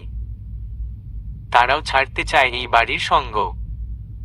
আনায়া নিজের উল্টো পাল্টা চিন্তাকে একপাশে রেখে বাড়ির দিকে এগোতে লাগল। বাড়িটা যেমনই হোক না কেন তার মতে তার পূর্বপুরুষেরা যথেষ্ট রুচিসম্মত ছিল বিধায় এমন একটা বাড়ি তৈরি করে গিয়েছে। তবে একটা প্রশ্ন সবসময়ই তাদের মাথায় ঘুরপাক খায়, এই বাড়ি যদি তাদের পূর্বপুরুষেরাই তৈরি করে দিয়ে যায় তাহলে বাড়িটা তার বাবার নামে না হয়ে অন্য কারো নামে কেন? তার বাবা এই বাড়ির ছেলে হওয়া সত্ত্বেও বাড়িটা কিনা কোনো এক আগন্তুক এর পিছনেও কি কোনো রহস্য লুকিয়ে আছে নাকি? এই বিষয়ে তার আর ইনায়ার দুজনেরই আগ্রহ থাকলেও কখনো বাবার কাছ থেকে কখনো আর এই বিষয়ে কিছু শোনা হলো না। আনায়া আর এই মুহূর্তে এই বিষয়টি নিয়ে ভাবতে বসল না। চুপচাপ চাবি দিয়ে বাড়ির দরজা খুলে ভেতরে প্রবেশ করল। এরপর দরজা ভালো করে লাগানোর পর হুট করে কানে কিছু আওয়াজ পৌঁছাতেই সে চমকে উঠল। তার বাবার রুম থেকে গঙ্গানির আওয়াজ আসছে। আনায়া তাড়াতাড়ি করে বাবার রুমে পৌঁছেই দেখতে পেল তার বাবা চোখ মুখ বন্ধ অবস্থায় ছটফট করছে আর মুখ থেকে গঙ্গানির আওয়াজ আসছে। আনায়া বাবার এমন অবস্থা দেখে অস্থির হয়ে উঠল আর বলতে লাগল, বাবা কি হয়েছে? বাবা চোখ খোলো, প্লিজ চোখ খোলো। আনায়ার চোখ মুখে হঠাৎ করেই ভয়ের আভাস দেখা যাচ্ছে। অনেকক্ষণ ডাকাডাকি পর তিনি চোখ খুলে আনায়াকে দেখলেন, তবে আনায়ার কেন যেন মনে হলো তারেক রহমান তাকে ভয় পাচ্ছে। তাই শান্ত কণ্ঠে বলল, বাবা আমি। আনায়া ভয় পেও না, তুমি কি কোনো বাজে স্বপ্ন দেখেছ? আনায়ার কথা শুনে তারেক শিকদার প্রথমে কিছুটা উত্তেজিত থাকলেও ধীরে ধীরে শান্ত হতে লাগল। আনায়া মুচকি হেসে বলল, বাবা কিছু খাবে, খিদে পেয়েছে? তারেক শিকদার মাথাটা কিছুটা এদিক ওদিক করে বুঝালো সে কিছু খাবে না, তবে মুখ দিয়ে অস্ফুট স্বরে আওয়াজ করল, প পা প। আনায়া বুঝে গেল তার বাবা পানি খেতে চাইছে। কিছুক্ষণের মাঝেই এক গ্লাস পানি এনে বাবাকে খাইয়ে দিল। এরপর বাবার চুলে হাত বুলিয়ে দিয়ে তাকে ঘুম পাড়িয়ে দিল। তারেক শিকদার নিস্তব্ধ হয়ে ঘুমাচ্ছেন। আনায়া তার বাবার মুখের দিকে নির্বিকারভাবে তাকিয়ে রইছে। আজ থেকে কয়েক বছর আগে হঠাৎ করেই তার বাবার সম্পূর্ণ শরীরের 2/3 প্যারালাইজড হয়ে যায়। তখন থেকে তারেক শিকদার বিছানায় পড়া। মাঝে মধ্যে চেয়ারে করে তার মেয়েরা তাকে বাড়ির এদিকে ওদিকে নিয়ে ঘোরাঘুরি করে। তবে তারেক এখনো ঠিকভাবে কথা বলতে পারে না। মুখ দিয়ে অস্ফুট স্বরে কোনো আওয়াজ করা আর আঙ্গুল দিয়ে অথবা চোখের পলক ফেলিয়ে ইশারা করা ছাড়া সে আর তেমন কিছুই করতে পারে না। তবে আনায়া কিংবা ইনায়া দুই বোনের কারোরই কখনো তাদের বাবার কথা বুঝতে অসুবিধা হয় না। আগে হতো না এমনটা নয়, তবে সময়ের সাথে তারা এই বিষয়টির সাথে অভ্যস্ত। আনায়ার ছোট বোন ইনায়া এবার ক্লাস 10-এ। মেয়েটা স্টুডেন্ট হিসেবে অনেক ভালো, সাথে যথেষ্ট দায়িত্বশীল আর অনেকটা চঞ্চল প্রকৃতির। তবে তার একটা সমস্যা হলো সে ঘুমিয়ে পড়লে দুনিয়ার আর কোনো খবর রাখে না। তার ঘুমের মাঝে যদি মহাপ্রলয়ও ঘটে যায় তবে সে টের পাবে কি না আনায়ার সন্দেহ হয়। আর তার বাবার এই ঘুমের মাঝে হঠাৎ ছটফট করা কিংবা গোঙানির আওয়াজ মাঝে মধ্যেই পাওয়া যায়। আনায়ার বাবার মতে সে দুঃস্বপ্ন দেখে এমটা করেন। তবে আনায়ার কাছে একটা অদ্ভুত বিষয় হলো তাকে ঘুম থেকে জাগানোর পর কিছুক্ষণ সে আনায়াকে ভয় পাওয়ার মতো বিহেভ করেন, সেটা কিনা ইনায়া অথবা বাকিদের ক্ষেত্রে হয় না। আনায়া আর এসব নিয়ে ভাবল না, তার চিন্তা ভাবনা এখন ঘুরে গিয়েছে ভিকের পি এর জবটা নিয়ে। কিছুক্ষণ আগে যে কাজ করেছে আদৌ সে এই চাকরি পাবে কিনা কে জানে। তবুও একবার ইমন ভাইয়াকে বলতে হবে। সে লোকটা যেমনই হোক সে উল্টো পাল্টা কিছু না করলে তো ওই স্টেজের লোকটার মতো করে তাকে মারবে না, তাই না নিশ্চিত ওই লোকটা ভিকে খারাপ কিছু বলেছে। না হলে এমন করে কেউ কাউকে কেন মারতে যাবে? নিজেকে এত কিছু বোঝানোর পরও কাজ হলো না। মনে মনে বলতে লাগলো, এখন এতই যখন ভিকের গুণগান গাইছিস তাহলে তখন কেন ওকে চড় মারতে গিয়েছিলি? এখন আর নিজেকে এসব বুঝিয়ে লাভ নেই। তোর এই চাকরি যে হবে না তা নিশ্চিত। আনায়া দীর্ঘ শ্বাস ফেলে নিজেকে বলল, আমার কি দোষ? তখন ওনাকে না আটকালে তো লোকটা মারাই যেত। মানুষের চিন্তা না করে এখন নিজের চিন্তা কর, দেখিস কালকে ওনার কাছে জবের জন্য যাওয়ার পর তোর চড়টা যেন সুদে আসলে ফেরত না দিয়ে দেয়। নিজের চিন্তাভাবনা শুনে নিজেই একবার ঢোক গিলল। ওমন ফোলা ফোলা জিম করা হাত দিয়ে যদি তোকে একটা চড় মারে আনায়া, তাহলে তো তুই পুরোই শেষ, একবারে উপরে চলে যাবি এই জীবনে, আর রেহানকে বিয়ে করা হবে না তোর। পরক্ষণেই আবার ঢোক গিলল হঠাৎ ভিকের রক্ত লাল হওয়া চোখগুলো কল্পনায় ভেসে উঠতেই।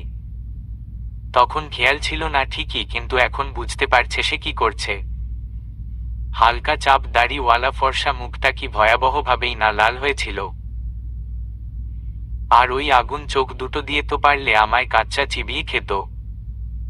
নিজের উপর প্রচণ্ড বিরক্তি নিয়ে বলল, উফ আনায়ার বাচ্চা, কি কাজটা নাই করছস? দুনিয়ার কেউ উনারে থামাতে গেল না, তাহলে তুই কেন ঢং দেখাতে গিয়েছিলি? ইচ্ছে তো করছে নিজের গালেই 10-12টা চড় বসিয়ে দেই।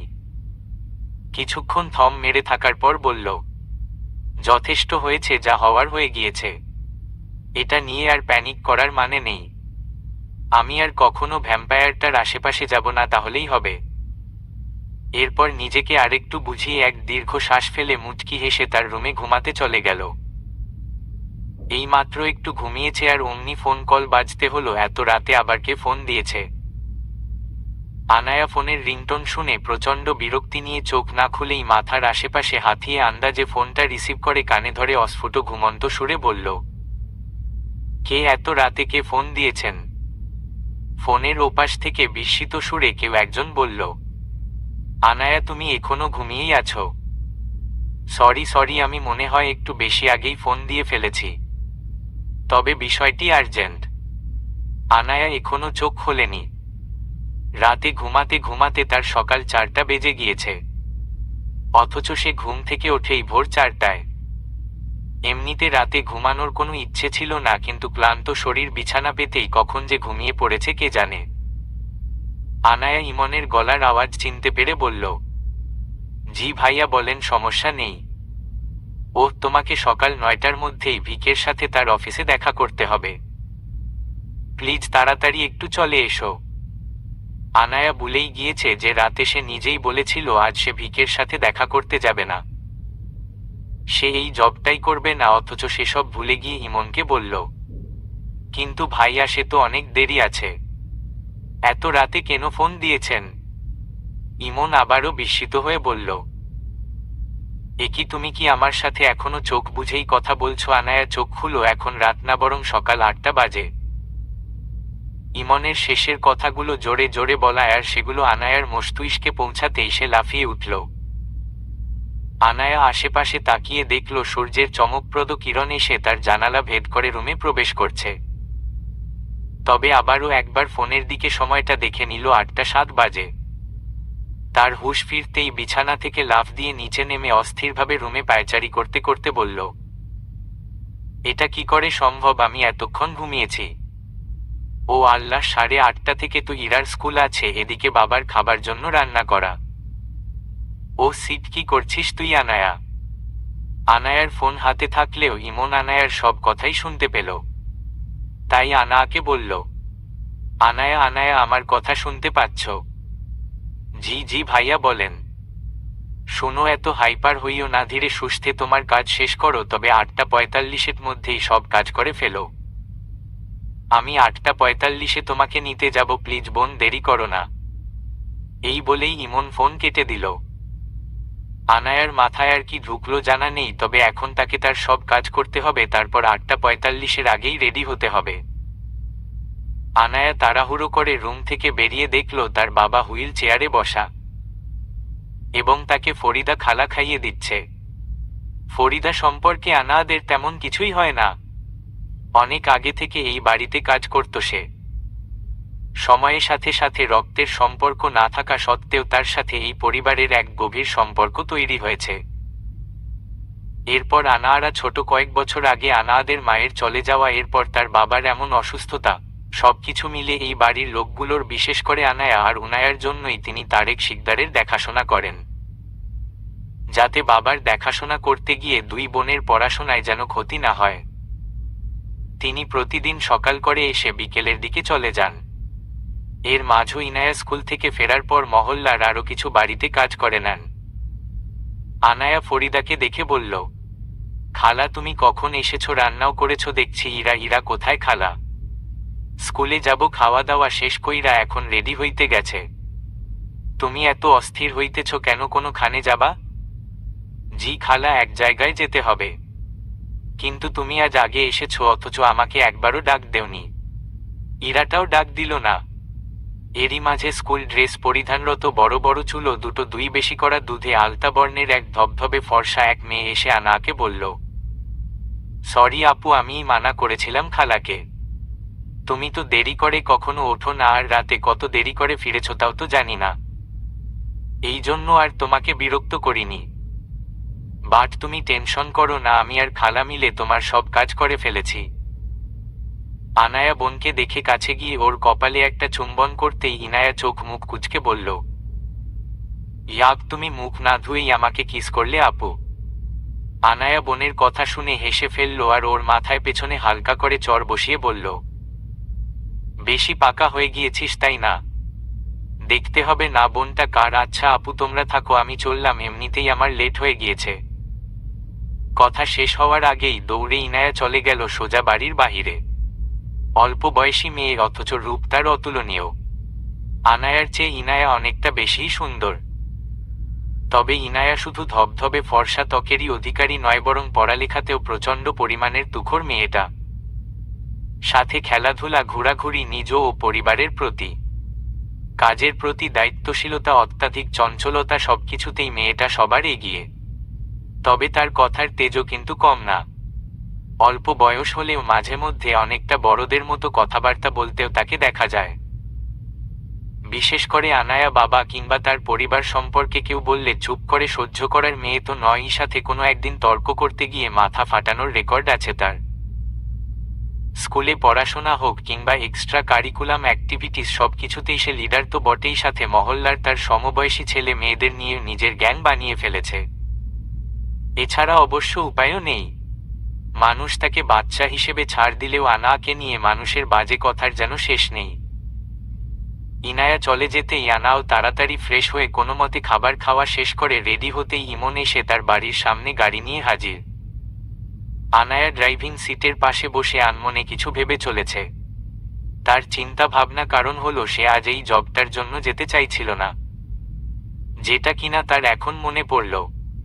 এখন কি করবে সেটাও ঠিক বুঝতে পারছে না। একবার নিজেকে বুঝাচ্ছে, আনায়া বাচ্চামো করিস না, এত হাইপার হওয়ার মতো কিছুই হয়নি। অথচ আবারও সে হাইপার হয়ে যাচ্ছে। তার এমন অবস্থা নোটিশ করতেই পাশে বসে গাড়ি চালাতে থাকা ইমন বলল, কি হলো, টেনশন হচ্ছে? আনায়া ইমনের কথা শুনে তার দিকে উদাস মুখে তাকিয়ে বলল, হুম। আরে এত চিন্তা করো না স্যার, তোমাকে পছন্দ করলে আর কোনো টেনশন নেই। তবে কালকে যে কাজটা করেছো, আমি তো ভেবেছিলাম স্যার তোমাকে খুঁজে বের করে কি না কি করবে। আনায়া আগ্রহ নিয়ে বলল, মানে উনি কি এখনো জানে না যে কালকে উনাকে চড়োটা আমিই মেরেছিলাম? আমার মনে তো হয় না তিনি কিছু জানেন। জানলে হয়তো তুমি এখানে থাকতে না, বরং তোমার নামে কোনো কেস ঝুলিয়ে জেলের ভাত খাওয়ানোর ব্যবস্থা করত। আই থিঙ্ক তিনি এই বিষয় নিয়ে জানার কোনো চেষ্টা করেনি।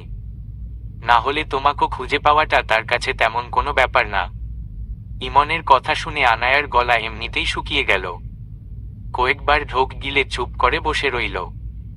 পাশ থেকে ইমন আবারও বলল, শোনো, আজকে স্যার তোমাকে পছন্দ করলে কাল থেকে আর আমি অফিসে যাচ্ছি না। তোমার সাথে আমার দেখা এই পর্যন্তই। তাই কিছু জিনিস আগেই বলে দিচ্ছি, স্যার যদি যখন যেটা বলবে তখন সেটাই করবে, কোনো এক্সট্রা কথা না বলে। বেশি কথা বলা স্যার কিন্তু পছন্দ করে না। আর উনার ল্যাঙ্গুয়েজ কিন্তু অলওয়েজ তুইই থাকে। তোমাকে যদি মাঝে মধ্যে তুই করেও সম্বোধন করে তো বিষয়টি নর্মালভাবে নিয়েও ঘাবড়ে যাওয়ার কিছু নেই। আনায়া কিছুটা অবাক হয়ে বলল, মানে বিষয়টি ঠিক বুঝতে পারলাম না। মানে হলো ভিকে বেশিরভাগ সময়ই তুই করেই সবাইকে সম্বোধন করে। এমনিতে অবশ্য তিনি খুব কম কথা বলেন আর বেশিরভাগ ইংরেজিতেই। বাংলায় যখন কাউকে সম্বোধন করতে হয় তখন তুই করেই বলে আর কি। আনায়া অবাক হয়ে বলল, মানে আপনাকেও? ইমন হেসে বলল, আমি আবার বাদ যাব কেন? আচ্ছা, উনি কি বড়দেরকেও এভাবে তুই করে সম্বোধন করে? মানে যদি কোনো কনসার্ট কিংবা অফিসে যদি কোনো সম্মানিত ব্যক্তি আসে তখন কি করে? ইংরেজিতেই কথা বলে, তবে সেটা খুব সীমিত। ক্লায়েন্ট কিংবা অন্য যে কেউ তাদের সাথে কাজ সম্পৃক্ত সব কথা তার পি এ কেই করতে হবে। মানে আগে আমি করো তার, আর এখন তুরিমি। বাট টেনশন করো না, বিষয়টি এতটাও কঠিন না। তেমার কমিউনিকেশন স্কিল যথেষ্ট ভালো।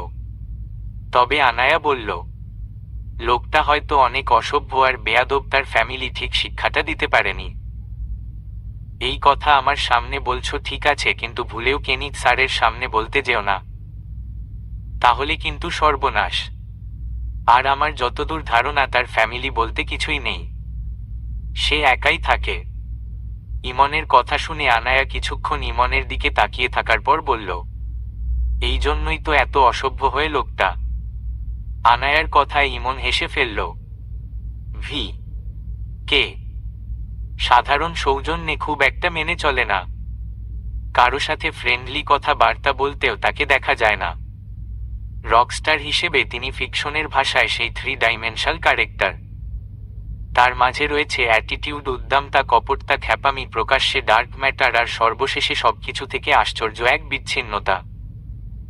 তবুও ভক্তরা তাকে অত্যধিক ভালোবাসে। সে যদি সাধারণ গানের সুর কেউ ইচ্ছে মতো বেসুরো করে তোলে, তবুও সেটা প্রত্যেকের মন ছুঁয়ে যায়। তার কনসার্টে মানুষ বেশি একাত্মন্য হয়, বিষয়টা অনেকটা মেসমেরাইজিং। তার ভালো খারাপ কিংবা খাটো সব বিষয়েই দর্শকে আনন্দ দেয়। তার হিডেন পার্সোনাল লাইফ নিয়েও মানুষের আগ্রহের শেষ নেই। কিছুদিন পর পরই তাকে নিয়ে মিডিয়া জগতের রিপোর্টাররা নানান উদ্ভট বানোয়াট সব নিউজ বানিয়ে তাদের চ্যানেলে চালিয়ে ব্যবসা করে। ভিকের নিউজ মানেই যেন তাদের ব্যবসা আরও রমরমা। তবে এইসব নিয়ে ভিকে কখনো মাথা ঘামায় না। সে এসব ব্যাপারে একদম নির্বিকার। মিডিয়ার সামনেও খুব একটা ইন্টারভিউ কেউ নিতে পারেনি তার। আর নিজ ইচ্ছেতেই কোনো ইন্টারভিউতে গেলেও তার ইচ্ছে হলে রিপোর্টের প্রশ্নের উত্তর দেয়, আর না হলে নেই। ওদিকে রিপোর্ট যদি প্রশ্ন করতে করতে মরেও যায়, সে নির্বিকার চাহনি ছাড়া আর কিছু দেবে না। অনেকটা তাদের অপমান বোধ করাতেই ভিকে হয়তো পছন্দ করে। তবে সে যে সবার থেকে আলাদা এটা কেউ অস্বীকার করতে পারবে না। সে বেপরোয়া, এরোগেন্ট, ডেসপারেট, আবার কখনো সাইকো। ইমনের প্রত্যেকটা কথাই আনায়া খুব মন দিয়ে শুনল, তবে কিছুই বলল না। 9টা বেজে গিয়েছে, সেই কখন ভিকের অফিস রুমের সামনে দাঁড়িয়ে আছে আনায়া।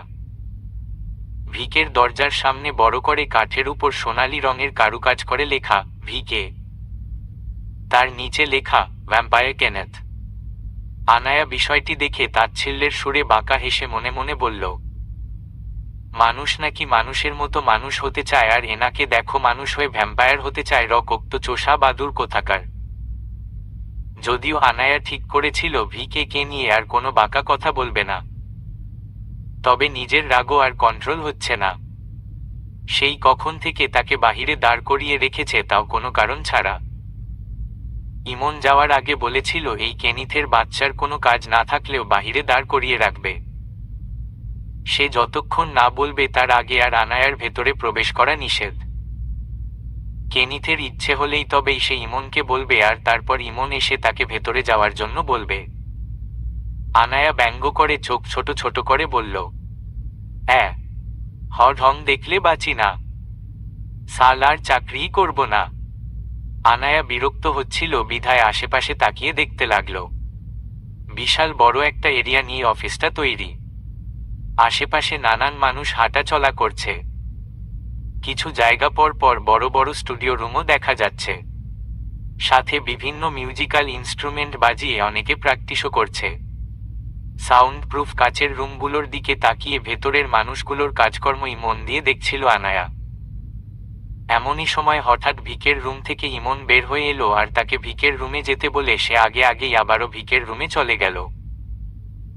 আনায়ার মাঝে কিছুটা ভয় কাজ করলেও নিজেকে খুব তাড়াতাড়ি স্ট্রং করে অধিক আত্মবিশ্বাসী হয়ে দরজা ঠেলে কেনিথের রুমে প্রবেশ করল। প্রথমের রুমের ডিজাইনটা দেখেই কিছুটা আটকে উঠল।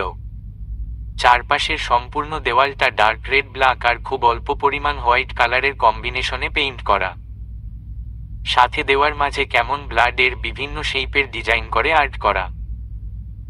আবার দেওয়ালের বিভিন্ন জায়গায় ভ্যাম্পায়ারের বিভিন্ন ছোটখাটো অঙ্গের স্টিকার লাগানো, যেমন রক্ত লাগা ভ্যাম্পায়ারের সেই বড় বড় দাঁত। আবার সাথে অনেক গিটারের স্টিকারও লাগানো। রুমের একপাশে অবশ্য বিশাল বড় বারান্দা রয়েছে। বারান্দার দেওয়ালটা কাচের হওয়া সেখান দিয়ে যেন রুমে আলো প্রবেশ না করতে পারে সেজন্য ব্লাডের ডিজাইন করা সাদা পর্দা দিয়ে ঢেকেও রাখা হয়েছে। আবার রুমের ভেতরে সাদা আর লাল রঙের কম্বিনেশন করে লাইট জ্বালিয়ে রেখেছে। আনায়ার ব্যাখ্যা মতে জায়গাটাকে কেউ যদি বেশি জঙ্গল মনে করে তাহলে ভুল হবে। এত কিছু দিয়ে পুরো হলো রুমের সমান জায়গাটাকে এমনভাবে গোছানো হয়েছে যে পুরো রুমটায় একটা হাই স্ট্যান্ডার্ড লেভেলের ভাইব আসছে। তবে আনায়ার কাছে রুমটা মোটেও কোনো রকস্টারের অফিস রুম বলে মনে হলো না, বরং তার কাছে মনে হলো এটা গান গাইতে পারা একরকম চোষা বাদুর কিংবা পিশাচের রুম। তবে তার এই বেখেয়ালিভাবে চারপাশ দেখতে থাকা অবস্থাতেই তার চোখ সামনে বসে থাকা গম্ভীর মানুষটা আর তার পাশে দাঁড়িয়ে থাকা লোকটা যেন কিনা সেই কখন থেকে ইশারা করে ডাকছে, অথচ সে তাদের দেখতেই পেল না। আনায়া যে এভাবে হারিয়ে যাবে সেটা ঠিক ইমন ভাবতে পারেনি। ওকে দেখে অবশ্য এটা মনে হচ্ছে না যে এই রুমটা খুব কৌতূহল নিয়ে খুশি মনে দেখছে, তাকে দেখে মনে হচ্ছে এই চারপাশটা দেখে সে সত্যিই প্রচণ্ড বিরক্ত। এদিকে ইমন ভিকের পাশে দাঁড়িয়ে ওকে ডাকার সাহসও পাচ্ছে না। তবুও কোনো উপায় না পেয়ে একটা তার মতে এক দুঃসাহস করে ফেলল। খুব খুব করে দুইবার কাশি দিয়ে আনায়াকে তার দিকে খেয়াল করানোর চেষ্টা করল।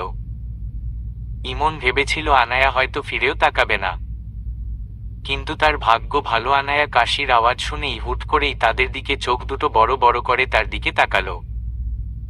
আনায়ার জিজ্ঞাসাসূচক চাহনি দেখে ইমন চোখের ইশারায় পাশে বসে থাকা ভিকের দিকে তাকাতে বলল। কিন্তু আনায়া চেয়ারে বসে থাকা লোকটিকে দেখেই তার সব কনফিডেন্স উড়ে ভস্ম হয়ে গেল। হঠাৎ করেই তার কেন যেন কান্না করতে ইচ্ছে হলো। পায়ের উপর পা তুলে খুব স্টাইল নিয়ে বসে রইছে ডার্ক ব্ল্যাক এন্ড রেডের কম্বিনেশনের একটা হাফ হাতা টি শার্ট পরা অত্যাধিক সুদর্শন যুবক।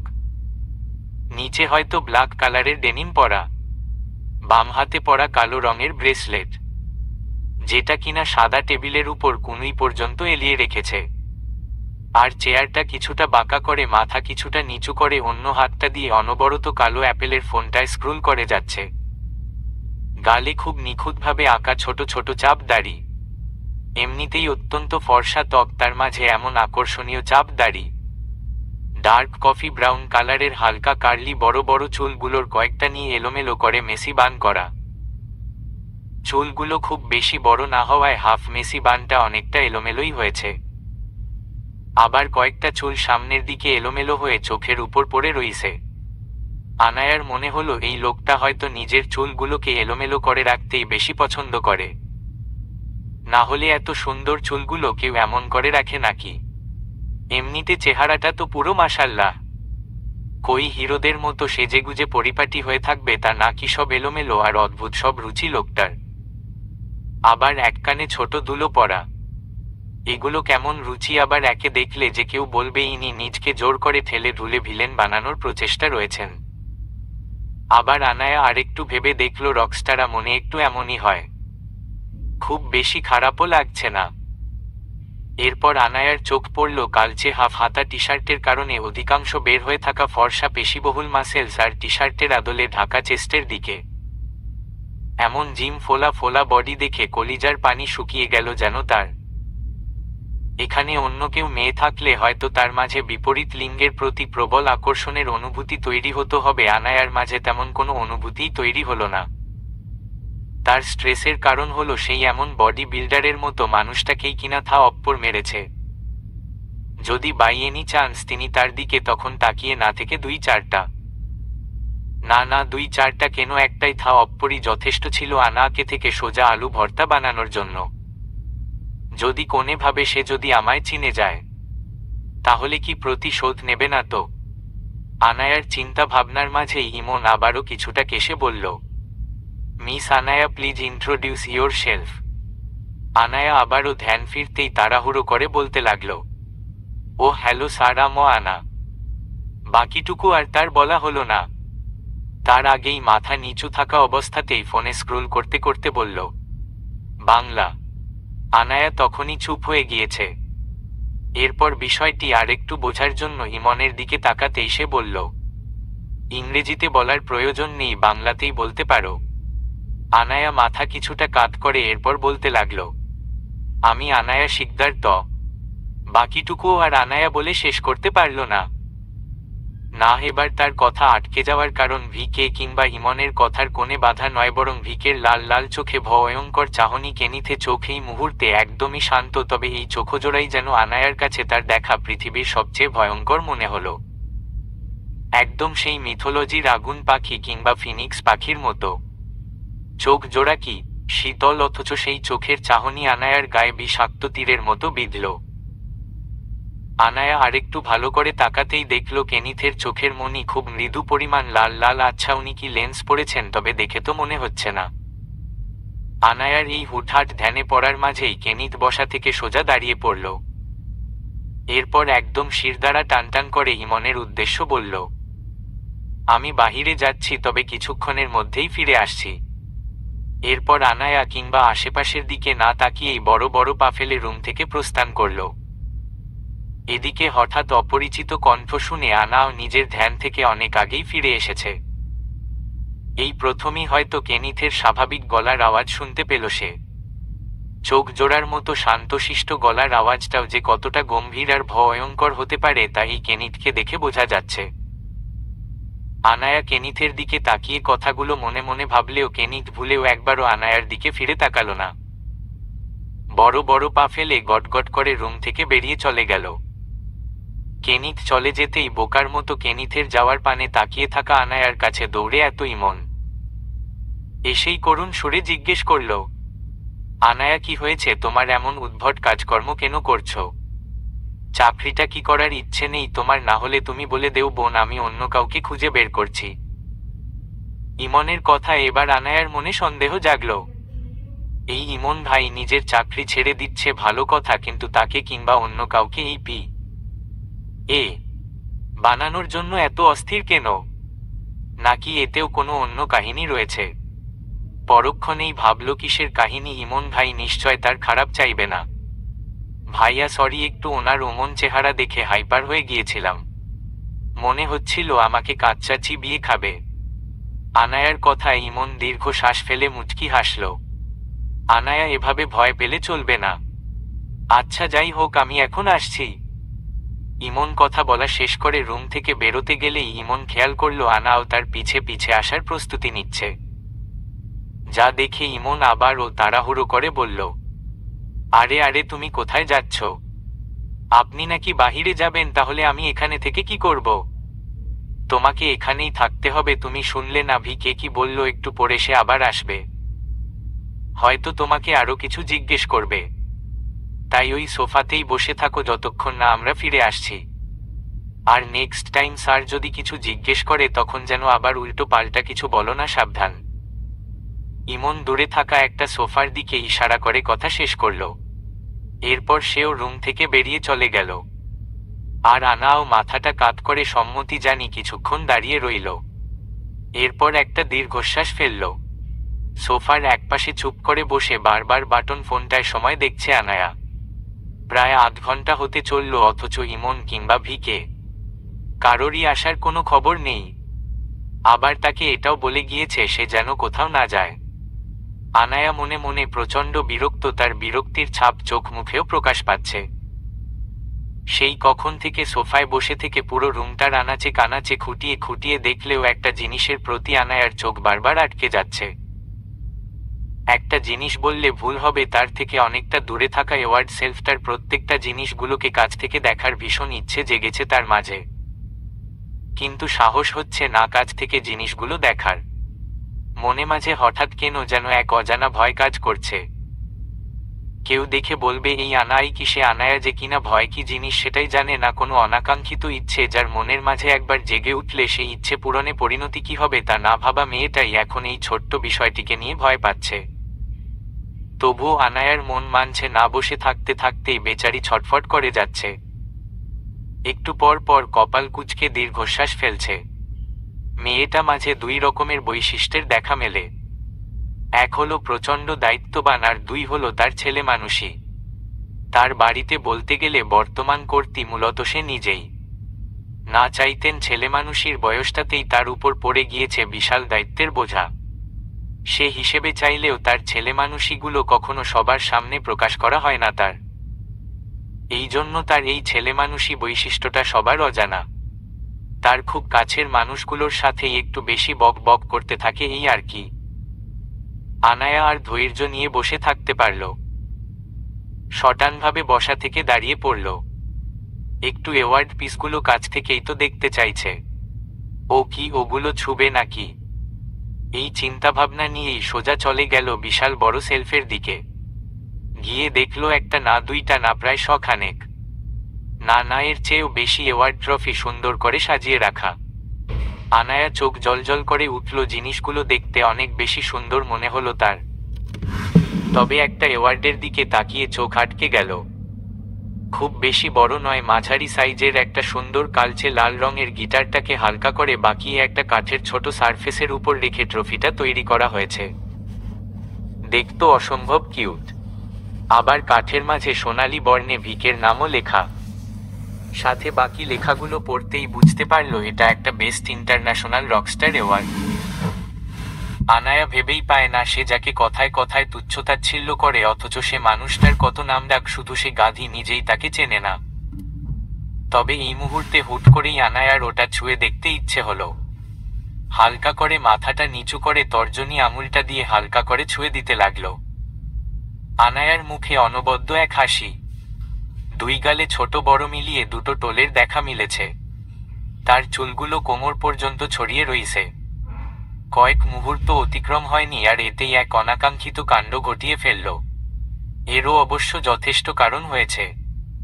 আনায়া খুব ধীরে ধীরেই তর্জনী দিয়ে জিনিসটা পর্যবেক্ষণ করছিল আর ঠিক ওই মুহূর্তেই পেছনে থেকে একটা গম্ভীর আওয়াজ শুনতে পেল। হেই ইউ ওখানে। কথাটা এইটুকুই ছিল। আনায়া পেছনে ফিরে দেখল বড় বড় পা ফেলে কেনিত তার কাছ আসছে।